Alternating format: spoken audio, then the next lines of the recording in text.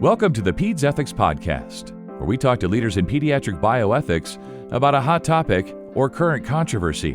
And now here's your faculty host from the Children's Mercy Bioethics Center in Kansas City. Hello, this is Dr. Brian Carter speaking to you from Kansas City at Children's Mercy Kansas City Pediatric Bioethics Center. And I have a guest for us today named Dawn Hood Patterson, Dr. Dawn Hood Patterson, who holds a PhD. She has a background in chaplaincy and spiritual care and has studied and developed qualitative analytic techniques. She's putting them to use these days as she serves as a pediatric bioethics fellow. Dawn, say hello to our guests. Hi, thank you so much for having me today. It's such a pleasure to be here, a chance to talk about what we do here at the Bioethics Center and what I do as a fellow. So why don't you take a moment, Dawn, and tell us what it's like to be a pediatric bioethics fellow at a children's hospital in the Midwest. It's ultimately a delight to be the bioethics fellow here at Children's Mercy Kansas City. One of the reasons that it's such a delight is because every day is a little bit different. There's several different opportunities to explore new questions, new ways of thinking about the world, new ways of engaging with patients, families, and then other clinical staff. And so one of the things that I do is I participate with clinical consultations, clinical ethics consultations. So if there's an ethics question that comes up, I help out thinking through that question, helping to distill what the question might be, helping to tease out different ways of thinking about the issues that are arising within a clinical context. Another thing that I do that's so interesting for me is the ability to do a little research around ethical questions that emerge. And as you mentioned, I'm a qualitative researcher, and I know that we'll probably talk about that in a little bit more detail, but I get to apply qualitative research methods and methodologies to ethical questions here at Children's Mercy. And one of the things that's so compelling about being the fellow in a pediatric setting is that it affords the opportunity to think about ethics really specifically and critically related to pediatrics. It's a different world than the adult ethics world. And so having the place to specialize on pediatric ethics is just such an interesting place to be. Well, thank you. You said a couple of things there that make me want to ask for a little bit further of an elaboration. Give an example of how pediatric bioethics is different than adult bioethics. Well, I think ultimately you have added stakeholders in conversations. And then sometimes the stakeholders don't have the political power or the legal power to make decisions in ways that adults can. And so helping to tease out some of these questions related to who gets to make decisions for the patient, because usually the patient doesn't have either the capacity or the legal ability to make decisions for themselves, which is pretty different than some of the cases that come up in the adult world. So children don't have a voice, is what you're saying? No, not at all. That's not what I'm saying. So thanks for highlighting that. Children, and it depends on the age of the child, of course, but children are usually quite active in participating in their care or rejecting their care, but sometimes they need help elevating their voice, or sometimes we need to rely on caregivers and parents to help make the best decisions that we can for the child when the child is not able to weigh the potentials and the costs of treatments or decisions that they're making in a pediatric setting. And then you have the tiny ones that they don't communicate with the same language that adults communicate. They may cry and they may fuss, but we can't interpret that as a deciding factor. And so in that regard, we rely on caregivers to help us weigh what options are best for them as a patient.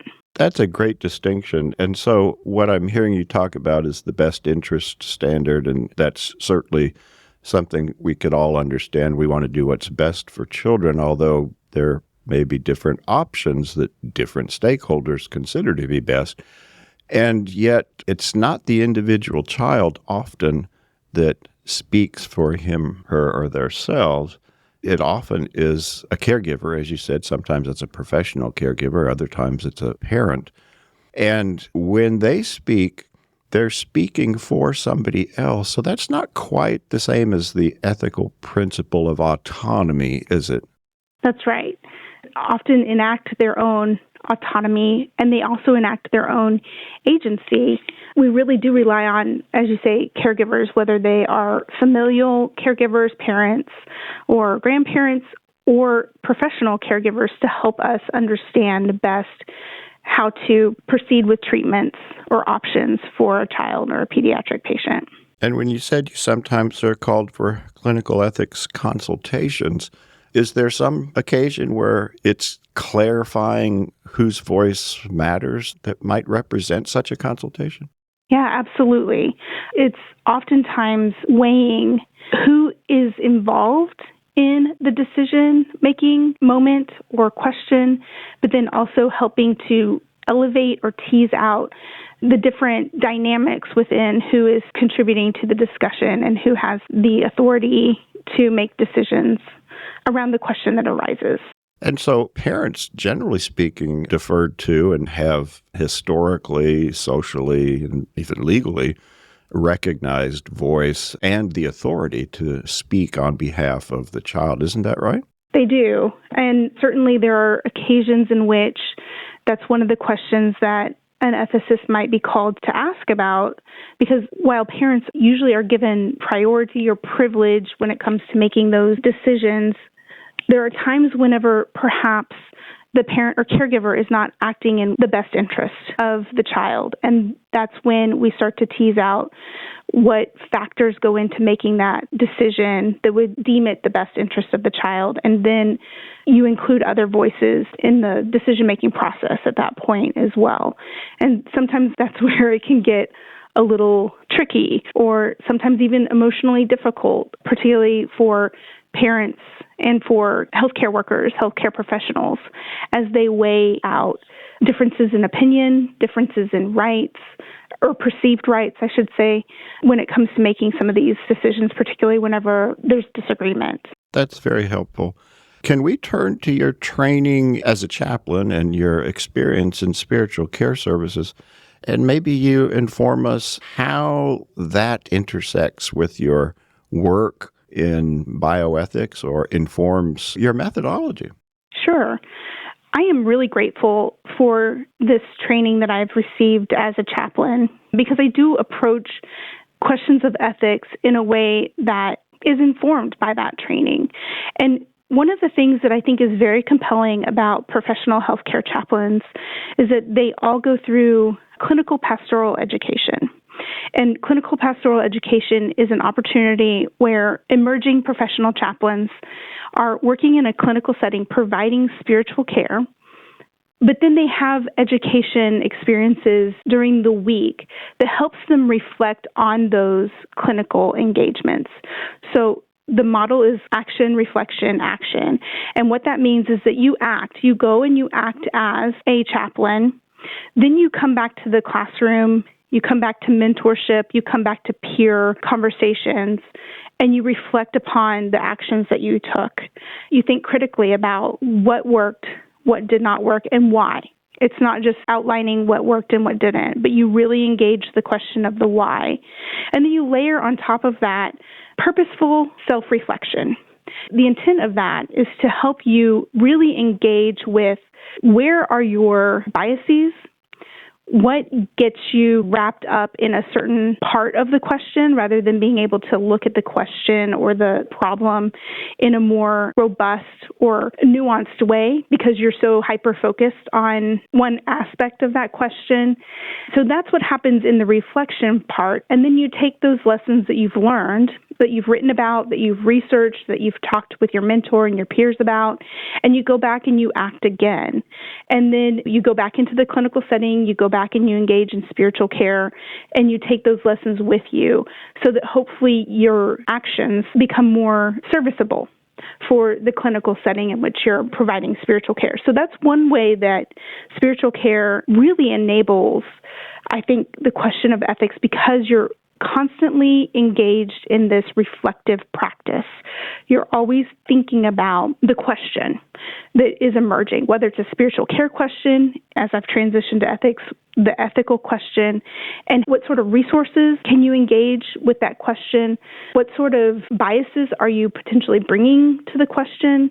And how can you refine and engage the question in more complicated or nuanced ways to apply that to the situations that emerge?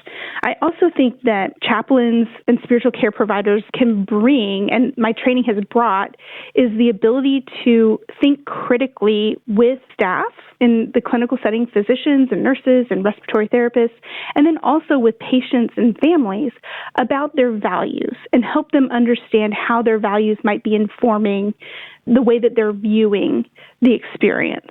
So I would say that's very helpful, insightful. It really facilitates what I think of when I address bioethics consultation. And that is first understanding the situation, deriving what the question at hand is, and understanding through a values clarification process more about the patient, the story of the family, and what's important to them. And then entering into some reflection. I hadn't quite labeled it that in my ethics consult write-ups, but it's very much a part of what we do. In medicine, broadly speaking, so I should say clinical practice, reflective practice has garnered a lot of attention in recent years. So just hearing you elaborate on that action, reflection, action process, I think that there's bound to be ways that you bring to life reflective practice that others can learn from. I'd like to turn right now to a recent piece that you wrote in the Children's Mercy Link, which is a local newsletter, both electronic and print. And it was entitled Hope. Can you tell us in a succinct manner what that piece was all about? Because I'll tell you, I've got lots of positive feedback from other staff about it. Well, thanks. I was delighted to write this article about hope. You know, you mentioned I'm trained as a theologian and I come from spiritual care as a background. Hope is a concept that usually is rooted in theology circles. Not always, but has deep roots within theology. And one of the things that I've learned thinking about critically engaging this concept of hope over time is the idea that, one, hope is future-oriented. We certainly want to pay attention to our past. Our past is where memories reside, even where we think about symptoms emerging. If we're talking about a disease, we certainly pay attention to our present. When we're in a clinical setting, it's hard to not pay attention to the present and what's happening right now. But then hope is really something that resides in the future. It's future-oriented. It casts our vision into the next phase or what we anticipate coming. And so in this article related to hope, I really wanted to tease out how hope can be both a noun, something or a goal that we aim to achieve or where we set our expectations, but it also can be a verb. It can be something that moves us in the direction of the future. I'm a hopeful person. That's right. I'm a hopeful person. Yeah. And it's theologian Andrew Lester, actually, who names the hope as a goal as the finite hope, but then the hope as the process or the movement of hope as the transfinite hope. That's the hope as a verb.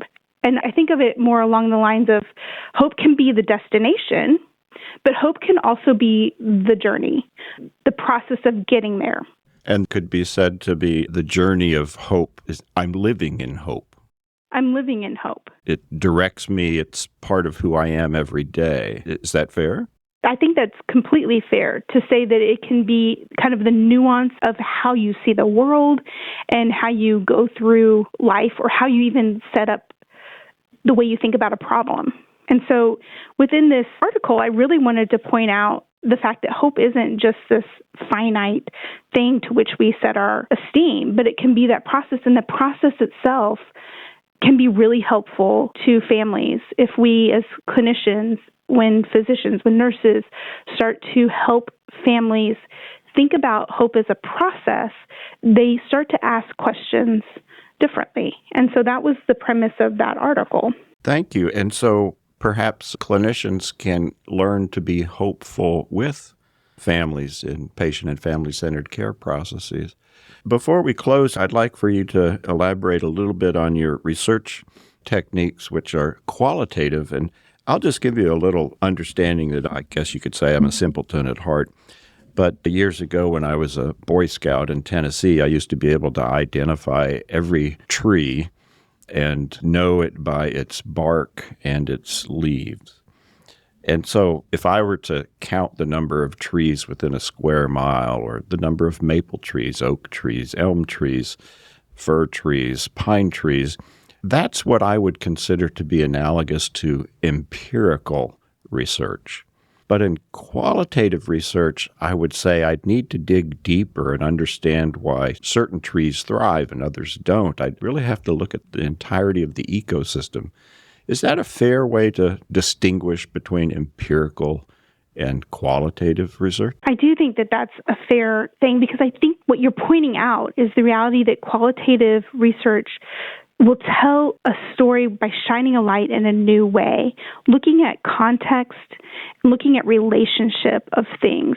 And that's one of the things that I find most compelling about qualitative research. I think we need both, because both types of research tell stories in different ways. They look at the question and the questions differently. And I appreciate the idea of telling the story of the forest in these two different ways that you've highlighted for us. The late internist and ethicist Edmund Pellegrino once wrote a very small paper that was very profound in my mind, and that was entitled, or certainly addressed, The Limits of Empirical Research in Ethics. In other words, ethics can be studied and people can tell you what they do, perhaps even why they do it, but that's like counting trees. Actually watching them, being with them, doing the action, reflection, action methods that you mentioned earlier is far more informative. In fact, seems to me to be the principal ground in which ethics is asked to operate. Comments before we close? I think that you're right on the money in that people do life in such nuanced ways, in such different ways, and having the ability to use qualitative research to show some of that nuance, to elevate that lived experience, is really powerful, and it really supplements empirical research.